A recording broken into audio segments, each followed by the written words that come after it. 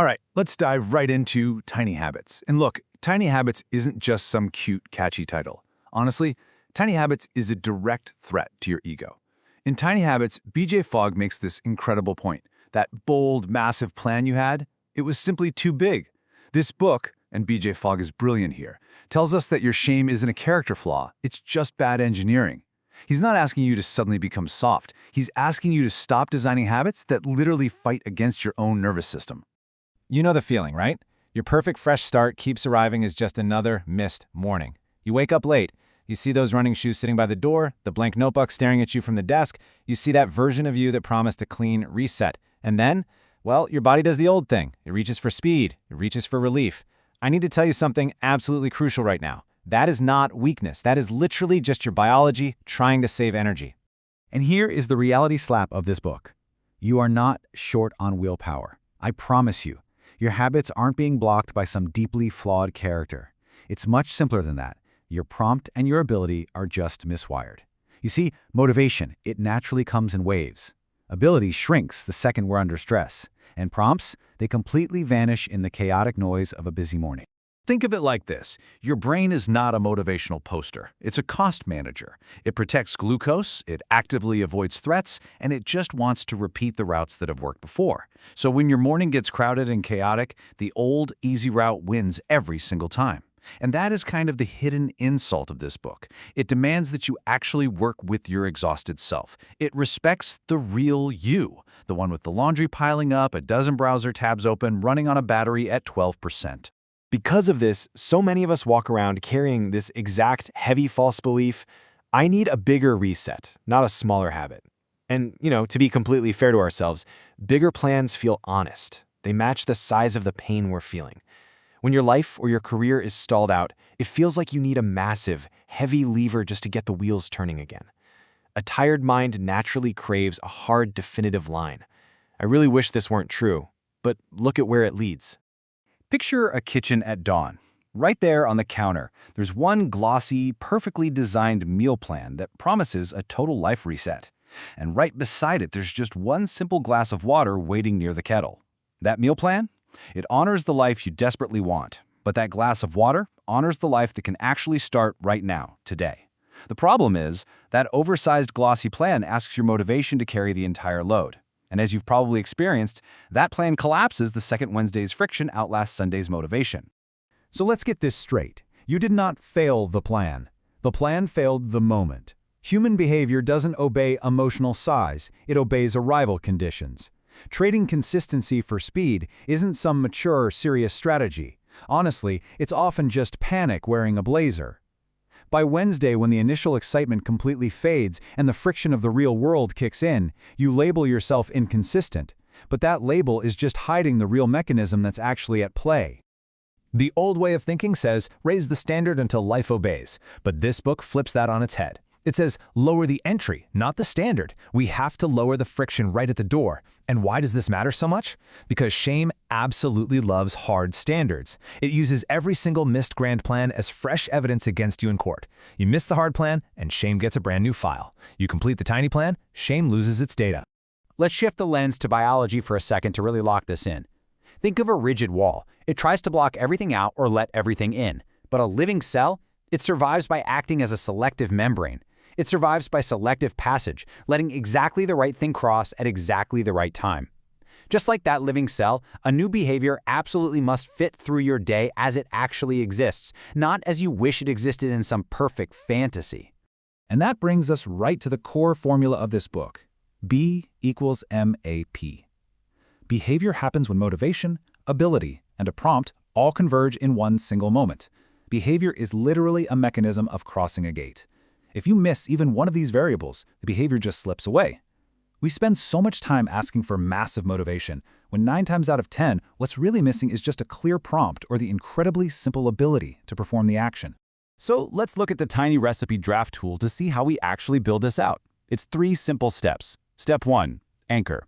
You find an existing routine you already do. That's your prompt. Step 2, tiny behavior. You link an absurdly tiny act to that exact anchor. And step 3, celebrate. You absolutely have to seal it with immediate emotion. It's non-negotiable. Now listen to me on this one. Do not mistake celebration for some cute, patronizing little reward for doing a tiny task. Celebration is literal chemical wiring. It is the emotional glue that wires your brain for trust. Humans change best by feeling good, not by feeling bad. A small burst of positive feeling at the exact moment you complete a task physically changes the chemistry of your very next attempt. So you've got to apply the celebration test. Ask yourself, does this celebration create a genuine, real, positive feeling within one single breath? That immediate feeling of a clean finish is exactly what shifts the brain. It's what makes crossing that gate feel familiar and safe instead of heavy with dread. If you want to get genuinely great at building habits, you have to get incredibly great at celebrating. I absolutely love this sharp reversal from the book. Small is not the compromise. Small is the test.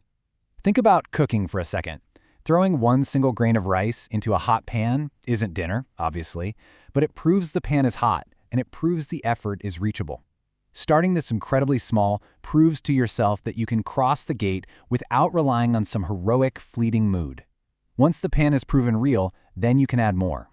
But before you even think about expanding, you must run a constraint check. You have to name your hard, real-world limits before allowing any habit to grow. What is your actual sleep quality? What's your commute time? Your baseline energy levels? The sheer amount of noise in your house every morning? Do not expand your plan until these real physical boundaries are named. You have to design your habits for the days when you are exhausted and your battery is flashing red. Because, look, we usually face this classic dilemma when things inevitably go wrong. On one side, we have a habit tracker totally filled with red missed days, and we just use it to track and punish ourselves. On the other side, we get frustrated and completely delete the tracker in this burst of faux rebellion. But both of these reactions do the exact same thing.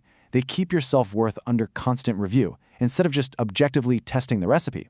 You have to change the recipe before you punish the cook. So instead of punishing yourself, you use strategic delay tools to troubleshoot a broken recipe. First, run an anchor fit check. Ask, is the anchor stable, and does it naturally sit right next to the new behavior? Second, run an ability chain check. Can you reduce the required time, money, or mental effort? If a 1-minute habit breaks, please, you don't need a motivational speech. You just need to shrink the requirement down to 10 seconds. Now I want to briefly point out a specific real-time tool mentioned in the source material, the coach's microread.